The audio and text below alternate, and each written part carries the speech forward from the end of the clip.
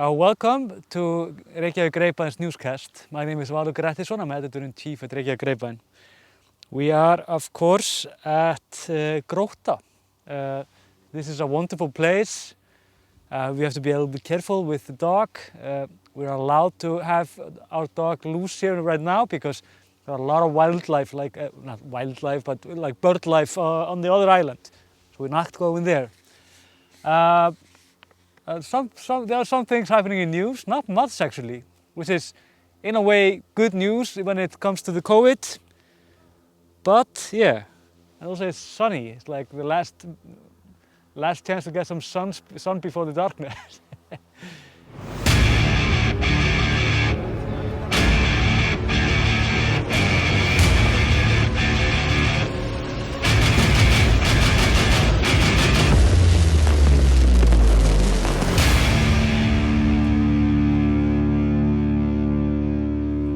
So, Icelandair, you remember this airline, right? Icelandair in Iceland is in trouble. They are trying to refinance themselves, and they're doing this by, for example, doing this stock offering. This is happening, I think, in the next couple of days. They have also been criticized because. It's just COVID, they're losing money, and the company is slowly, basically just becoming technically bankrupt almost. But the government stepped in and said, we have to have an airline in Iceland, so they have guaranteed a line of credit. And this is around 120 million US dollars. It's 16 billion Icelandic krona. So this means that we have they are at least still operating, although they have been cancelling a lot of flights, much more than, for example, the other foreign, if you will, airlines that are flying to Iceland and from Iceland also. But the CEOs of the banks in Iceland, which are some of them are state-owned still after everything collapsed in 2008. They are very optimistic about this stock offering there is, mostly because they have paid bought 8 billion Icelandic krona in this. So this means that of course they are trying to talk this up, but nobody in Iceland thinks that this airline will go bankrupt, but it's only a matter of time when they will basically just get back on track. They have themselves said that they will be in the same situation as they were a year ago in 4 or 5 years. So here's hoping, I guess.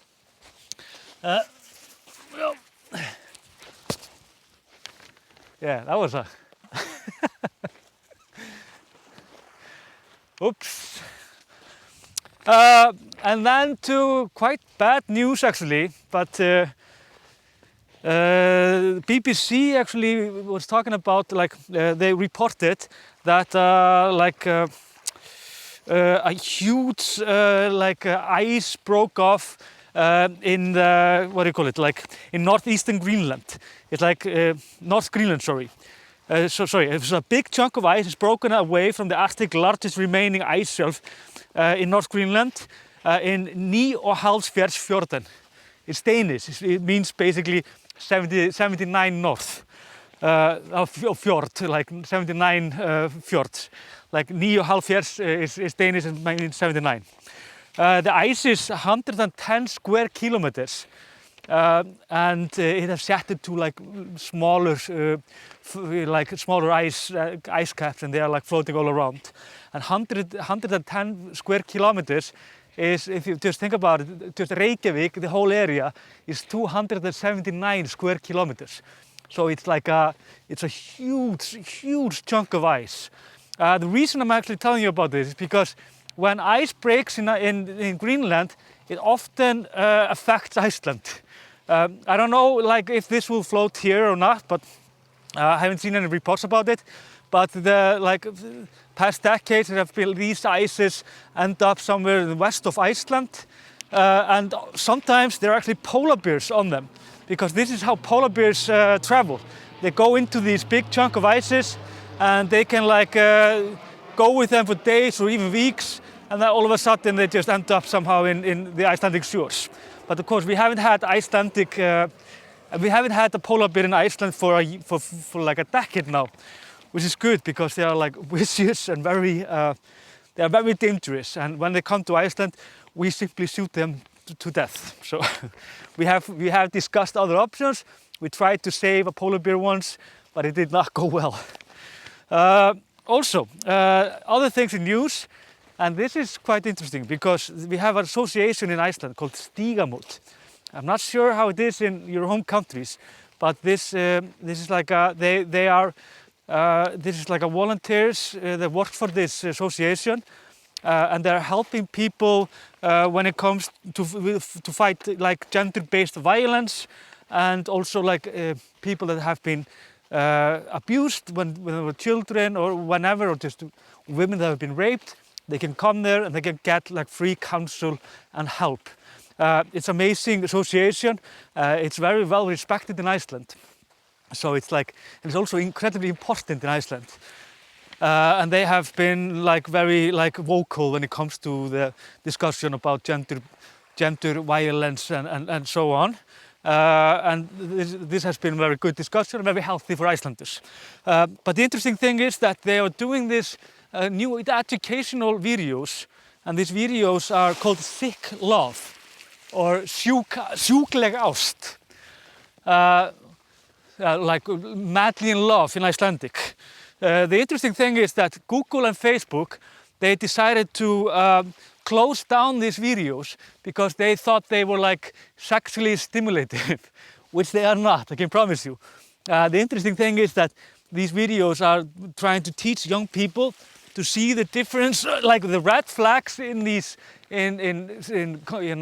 relationships, or like how like thin the line can be between like sexual violence, like which is often spurred from like porn and stuff like that, and healthy love. So it's a very important kind of message. But for some reason, Facebook and Google is not having it. This means that Stigamot have asked Icelanders to share these videos for them and share them as widely as they can. So it would be interesting to see, or will be interesting to see how widely it will go, because everybody will be breaking the Facebook rules. But of course, we have seen these kind of things like again and again in Facebook. For example, when we were talking about I can't even say shaming girls, like I was talking about last time with the girls that were with the English national football players. We were like YouTube said that we could not say the S word, if you will. Anyways, and finally, I'm going to talk about, this is the reason why we are here actually, because there were like a shoal of pilot whales that died in the west of Iceland. There were 8 pilot whales that came up to the beach in Snæfellsnes, in Álftafjörður, which is like a fjord of swans in English. And the reason is basically nobody knows.